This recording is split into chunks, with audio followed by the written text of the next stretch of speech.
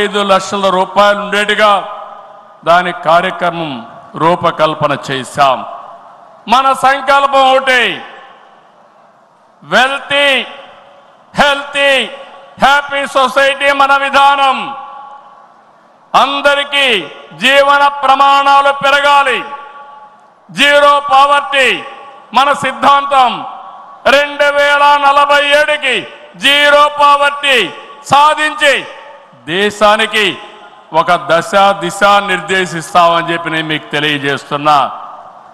ఆ తర్వాత P4 ద్వారా ఆర్థిక అసమానతలు తగ్గించే విధానానికి శ్రీకారం చుడతాం. దానికి కూడా ఈ కడప మహానాడులో చర్చ చేసి ముందుకు తీసుకుపోతాం. అందరూ ఆర్థిక అసమానతలు తగ్గించి ఆరోగ్యంగా ఆనందంగా ఉండడం మన విధానం అని చెప్పి కూడా నేను మీకు తెలియజేస్తున్నా. ఇలాంటివన్నీ మీరు చేయడానికి రాబోయే 10 సంవత్సరాల్లో రాష్ట్ర ఆర్థిక పరిస్థితే కాదు, మనం అనుకున్న విధానాలన్నీ చేసి ఆటో పైలట్లో పెట్టే బాధ్యత మనదని చెప్పి నేను మీకు తెలియజేస్తూ, అలాంటి మహత్తర కార్యక్రమానికి ఈ కడప వేదిక కావడం, చరిత్రలో చిరస్థాయిగా రాసుకోవడానికి మనం అందరం కూడా ఇక్కడ సమావేశమయ్యాం. దీని ద్వారా ప్రపంచంలోనే తెలుగు జాతి నెంబర్ 1గా ఉండేట్టుగా చేసే బాధ్యత మన అందరిది అని చెప్పి మరొకసారి విజ్ఞప్తి చేస్తున్నా. ఇవన్నీ చేసుకుంటూనే మీరు ఒక్కసారి చరిత్ర కూడా ఒక్కసారి చూస్తే కొన్ని కీలక అంశాలపై అందరికీ అవగాహన ఉండాలి. రాజకీయ అవినీతిని ప్రజలు పట్టించుకోరని అపోహలున్నాయి, కానీ ఇది నిజం కాదు. అందుకే అవినీతిపై టీడీపీ ఎల్లప్పుడూ పోరాడుతూనే ఉంటుంది. పోరాడాం, మళ్ళీ పోరాడుతూనే ఉంటాం. 4 దశాబ్దాల ప్రయాణంలో అవినీతి పైన రాజీ లేని పోరాటం చేసిన ఏకైక పార్టీ తెలుగుదేశం పార్టీ. ఉమ్మడి రాష్ట్రంలో మీరు ఒకసారి చూస్తే 84లో ప్రజాస్వామ్య పరిరక్షణ ఉద్యమం నుంచి నిన్నటి వరకు విధ్వంస పాలన వరకు మరువలేని పోరాటాలు చేసిన పార్టీ తెలుగుదేశం.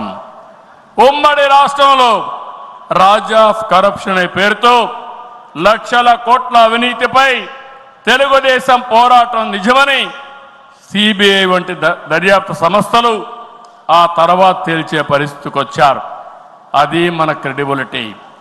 మనం ఎప్పుడు కూడా ఆరోపణలు చేయం, వాస్తవాల్ని దృష్టిలో పెట్టుకుని ఎవరు ఎక్కడ అవినీతి చేసినా చివరి వరకు పోరాడిన ఏకైక పార్టీ తెలుగుదేశం పార్టీ.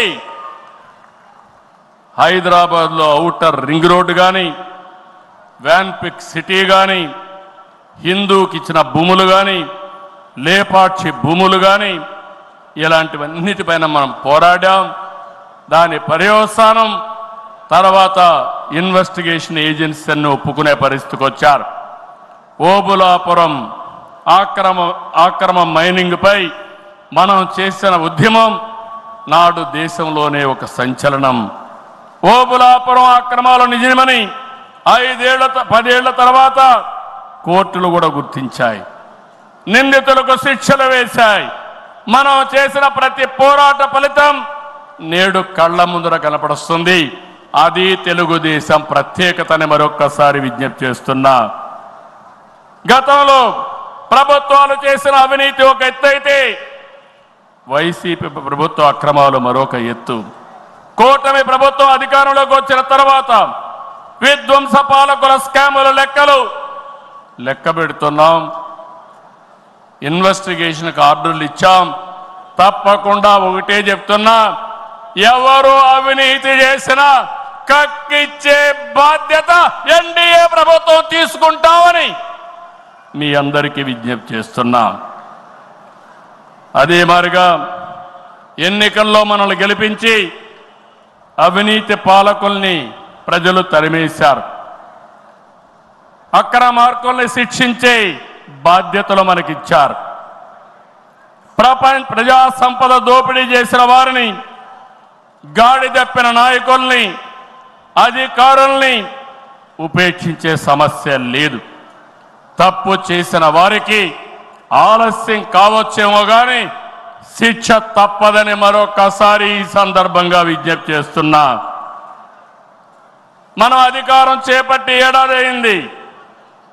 ఏడాది కింద రాష్ట్రంలో సంక్షోభం, ఉద్యమ స్ఫూర్తితో, అద్భుత చైతన్యంతో ప్రజలు పట్టం కట్టారు. ప్రజలు ఇచ్చిన అధికారాన్ని బాధ్యతగా స్వీకరించాం. ప్రతిరోజు ప్రతి గంట ప్రజల కోసమే పనిచేస్తున్నాం. ఒక మంచి ఆలోచనలు మీ అందరితో కలిసి ఈరోజు ఈ కార్యక్రమానికి శ్రీకారం చుట్టాం. అనుభవంతో, ఆలోచనతో, కేంద్ర సహకారంతో కూటమి ప్రభుత్వం బీజేపీ జనసేన సమన్వయంతో ఒక్కొక్క ఇటుక పేర్చుతూ రాష్ట్రాన్ని నిలబడుతున్నాం. 1947లో దేశానికి స్వాతంత్రం వచ్చిన తర్వాత దేశ ప్రజలకు స్వేచ్ఛ వచ్చింది. 2024లో కాంగ్రెస్ పార్టీని చిత్తుగా ఓడించిన తర్వాత ఆంధ్రప్రదేశ్ ప్రజలకి స్వాతంత్రం వచ్చింది, స్వేచ్ఛ వచ్చిందని మరొక్కసారి విజ్ఞప్తి చేస్తున్నా. అయితే ఈరోజు మనం ఒక్క విషయం గుర్తుపెట్టుకోవాలి. ప్రజల్లో అశాంతి పోయింది. ఎవరు ఏం చేస్తారో అని అలజడిపోయింది. కూటమి పాలనతో ప్రజలకు స్వేచ్ఛ వచ్చింది. నేడు ప్రతి ఒక్కరు కూడా భద్రతతో, భరోసాతో బతికే పరిస్థితి వచ్చింది. ఎన్నికల ఫలితాలతో చీకటి తొలగిపోయింది. భవిష్యత్తు పైన ఆశలు పెరిగాయి, ఆస్పిరేషన్స్ పెరిగాయి. మన కోట్లిచ్చి గెలిపించారు. తిరిగి వారి జీవితాలు బాగు చేస్తామని మన మీద ఆశలు పెట్టుకునే పరిస్థితికి వచ్చారు. అందుకనే మీరు ఒక్కసారి చూస్తే రోడ్లు